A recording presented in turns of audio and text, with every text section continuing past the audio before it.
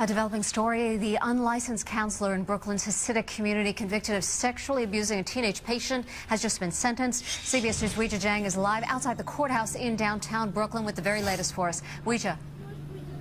Well, Mary, what an emotional morning in court. We heard from the victim talking through tears. She called her attacker a monster and said there were times she wished she was dead. The maximum sentence for the defendant, 117 years. The judge gave him 103 of those. He will spend the rest of his life behind bars.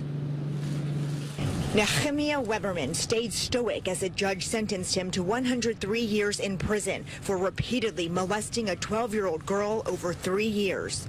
The victim, now 18 years old, urged the judge to hand down the maximum punishment. She called Weberman a monster and asked him, "How are you able to stand there and deny the torture after all these years?"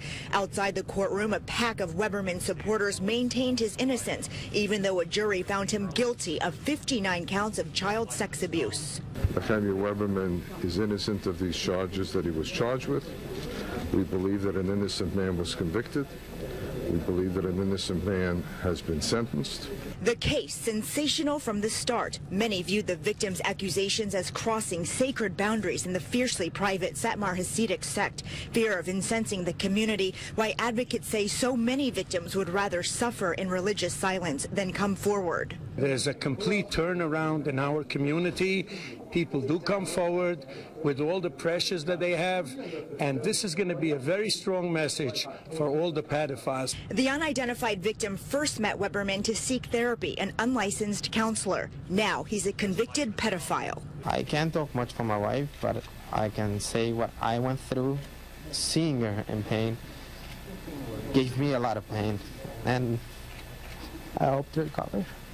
And, sir, the defense still maintains that Mr. Weberman didn't do it. They said right here he was set up. They said that to us a few minutes ago. I'm sure that any attorney that will be paid off, especially the amount that the community paid him, everybody would say the same thing for the client.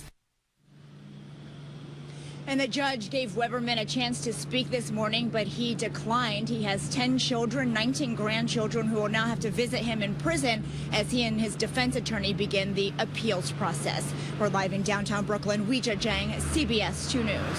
Weijia, thank you. A Suffolk County